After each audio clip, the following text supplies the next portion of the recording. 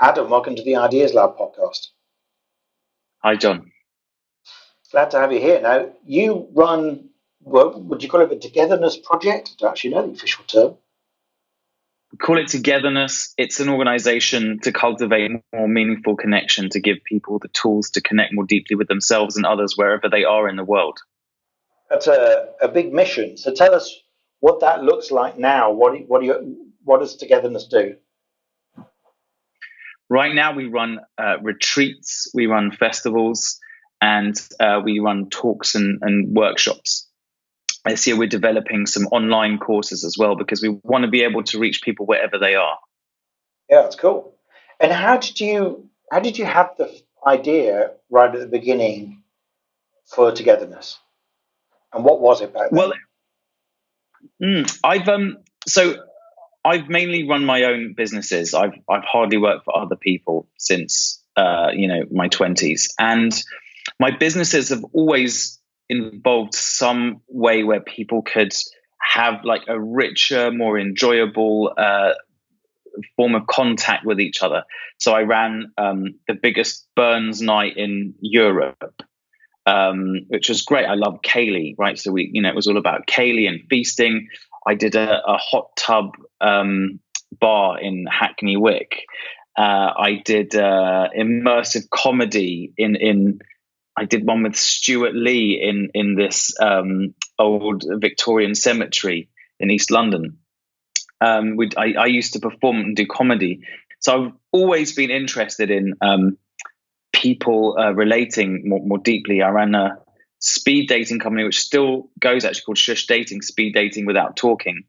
And I found it really exhausting, John, to have different brands and different audiences that didn't join up and different ways of speaking. And I wanted to just have one thing that I could focus my energy in. And I didn't know what it would look like, but I had some idea like, it'd be nice if I ran a festival to bring all of this together. And then the real catalyst actually is that I went to someone else's festival in London, and it had some of the things that I like, some of the workshops and courses I think are good, but the way they did it, I really didn't like. I thought it was way too pseudo spiritual and pseudo scientific. It felt like a kind of 1970s Eastern European kind of what do they call it, like stag do or something. It just felt a bit weird, and I'm not quite sure what a 1970s Eastern spiritual stag do is, Eastern European, but anyway, I'll take your word for it. It sounds bad. And yeah, it was bad the way they're presenting things, and I felt that a lot of the stuff they're doing here is great, but they're doing it in a way in which 0.01% of people are interested in. Everyone else is going to find this really weird. They're going to find something wrong with it. And I just had this very, very strong feeling that I know how to do this better. I know how to do something better than this. And I decided pretty much there and then that I was going to create something better. And so that's what I did. And I planned it for 6 months. I didn't know what the whole of Togetherness was going to look like. I just thought, I'm going to run this festival. We're going to do it in London. We're going to make it really accessible. So the venue I found was in Canary Wharf, in the financial district at the top of this skyscraper. I got in touch with the teachers that I think are really brilliant, really interesting. I had great, I think the curation was really good. And there were things in there about like the language we use and how it affects our job opportunities and our work life. There was stuff about relationships. There was stuff about sexuality. There was stuff about psychedelics. So it was quite an interesting thing, but you might be interested in more in the sexuality. You might be interested more in the science of psychedelics for depression. But and whilst you were there, you could have a look at some of the other things that were going on. And I really like to. I think one of the most important thing with events is to make people feel welcome when they arrive. I mean, when I go to an event, I feel a bit nervous if I don't know people. So I sort of tied the whole thing up with a lovely kind of welcome and a lovely way of helping people to meet each other. And it was really amazing. We sold all 500 tickets. We were in the Guardian. We did great. Just trying to think, did I hire a PR person? I did hire a PR person to help me out a bit, and we did great with that event. And there was a big sense, wow, this is something that people love, that people get stuff from, that people want to continue with.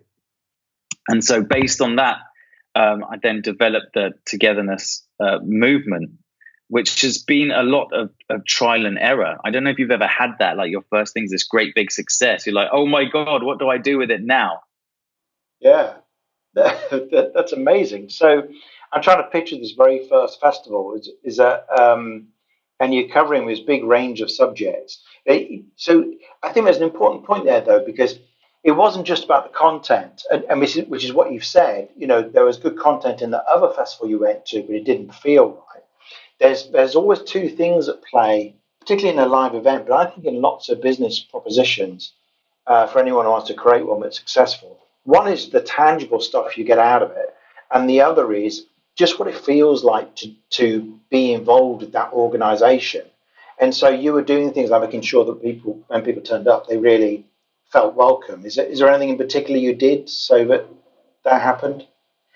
Yeah, well, first of all, we had all these volunteers. And, I got people that I work with a lot to go on the front desk.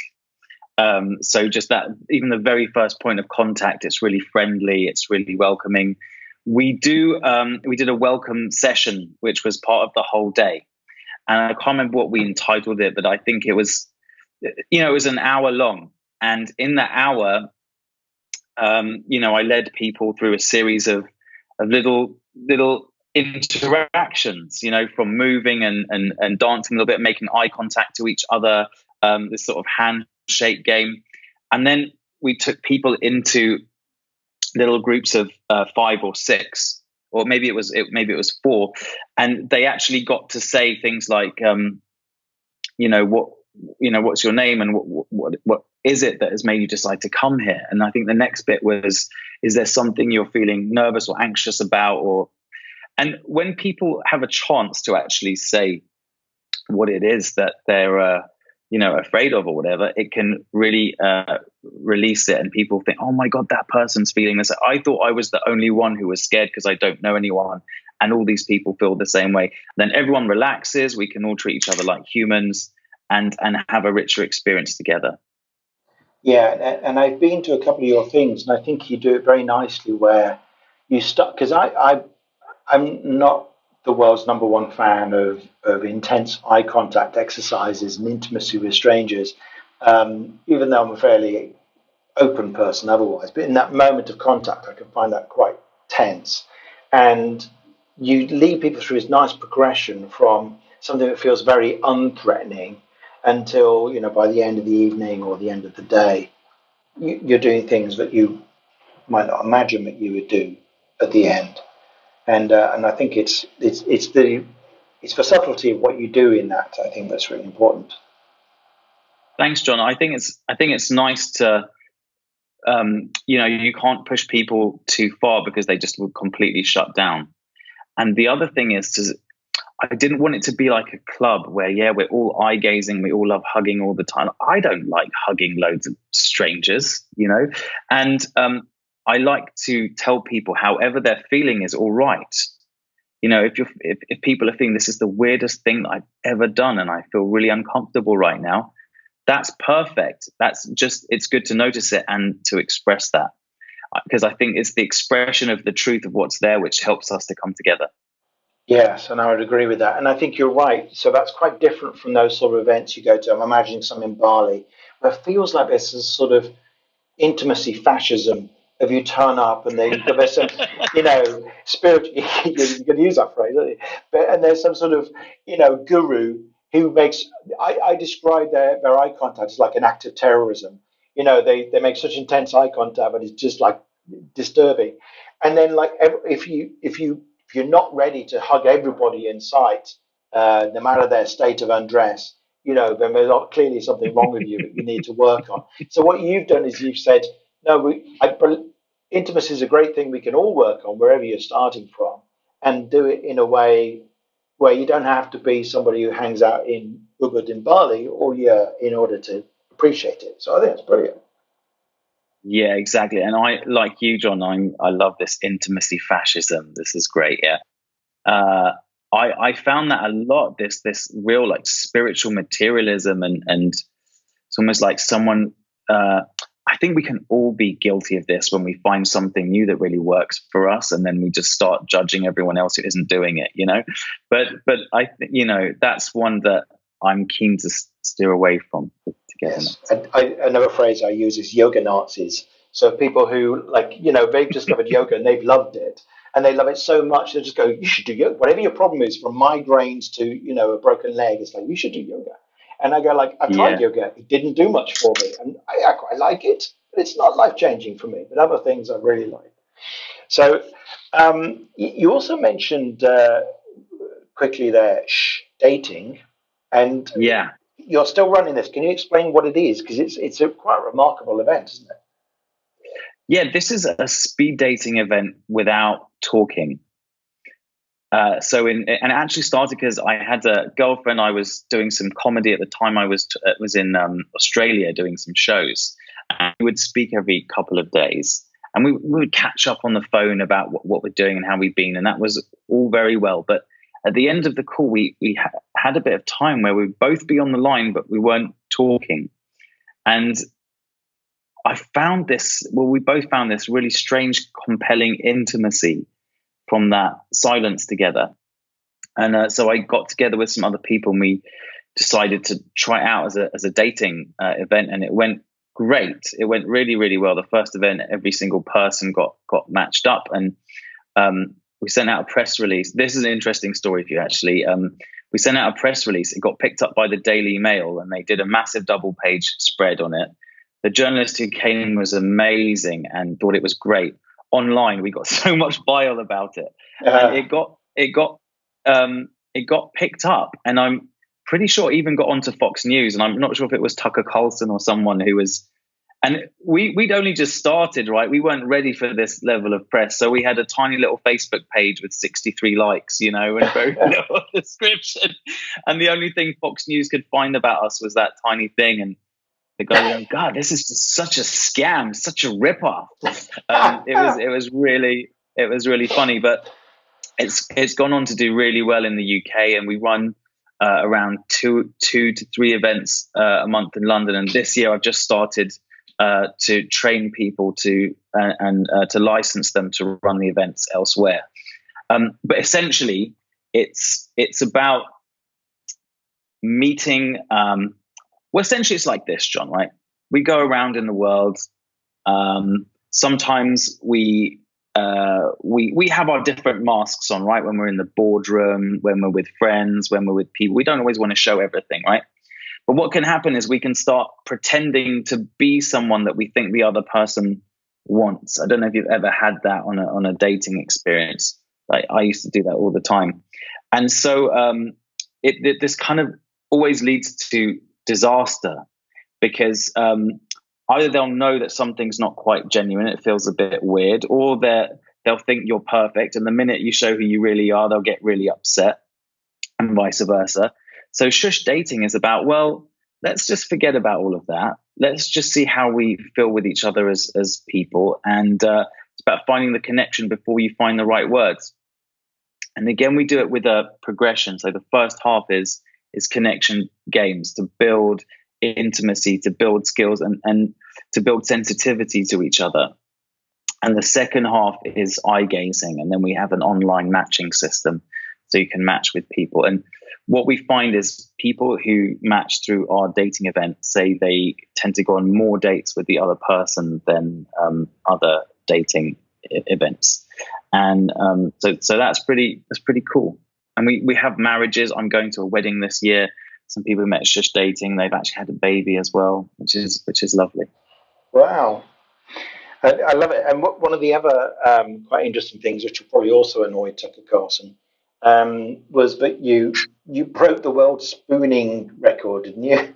Can you explain what on earth that was about? Yeah, that was at Wilderness Festival in Oxfordshire. Have you ever been to that? I've heard of it, and I think I've got a friend that goes, but I haven't been there.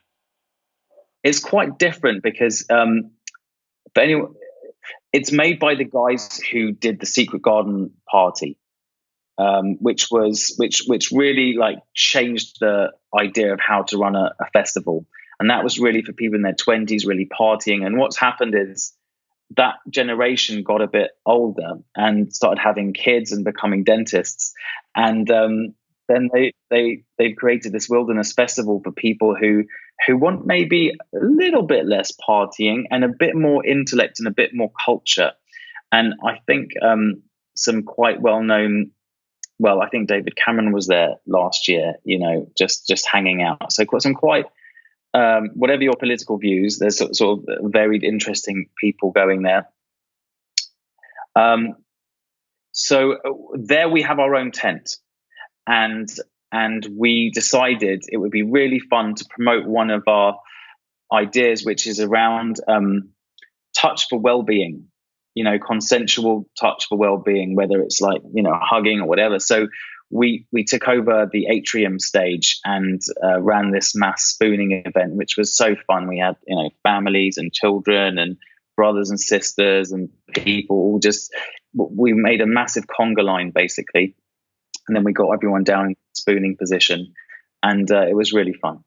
So is everyone in a circle in order, like spokes on a wheel, in order to spoon each other, or is it just in one line? We have to get the details of this, right? Okay, yeah. So, well, one thing I have to say is that it's not actually an official world record because Guinness didn't come down to verify it. But we made a long line and we wove it around the stage. So it wasn't quite a circle end to end, but it was a big spoon. And what's interesting is that on first hearing that sounds like a consent nightmare.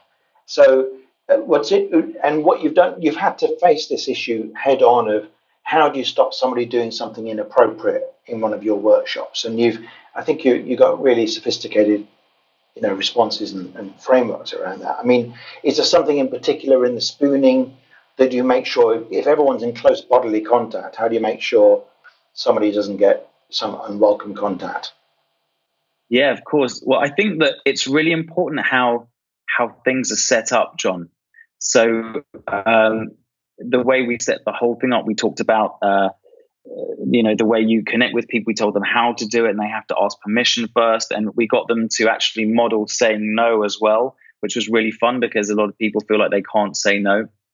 And then we had about 60 people going around with jackets, checking in on everyone the whole time and watching how things are going. So I think it was good. We didn't have any complaints.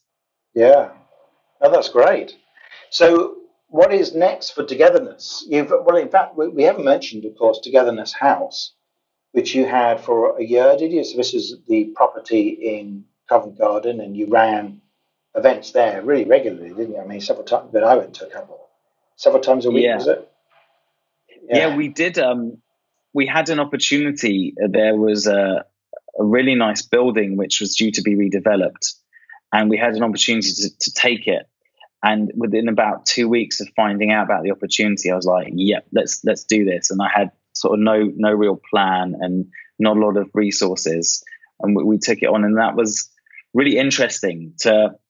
I suppose, I thought that at its best, this could be an amazing model of there's this crisis of loneliness and connection, and people need these skills, and maybe we can have these things a bit like yoga centers, but for connection, for your soul, for personal development, and maybe we can make a model here that can just spread around the world. So that's what we tried to do for 10 months, and we had a lot of success. We had about 5,000 people come through and take part in things.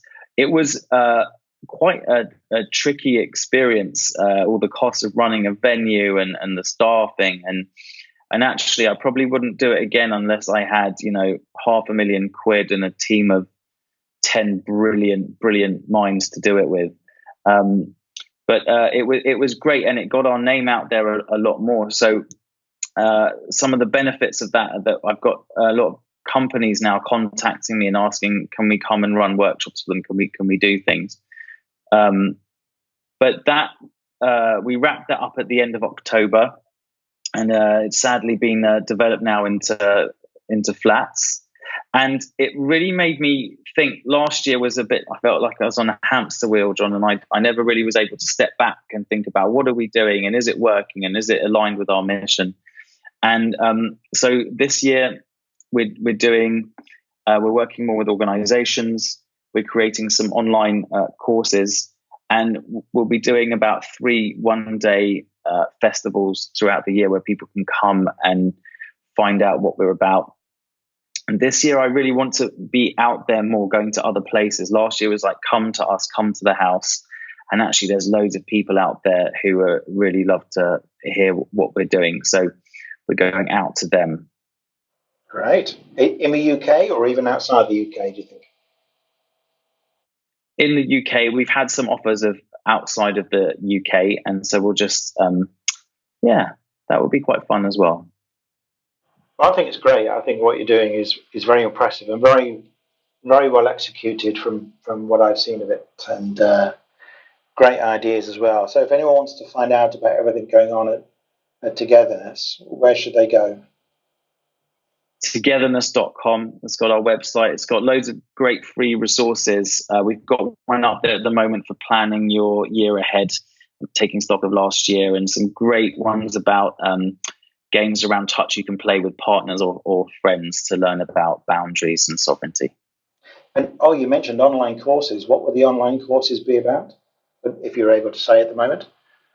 Yeah, it's called Foundations of Connection, and it's an online version of the course we were running last year, which was really successful.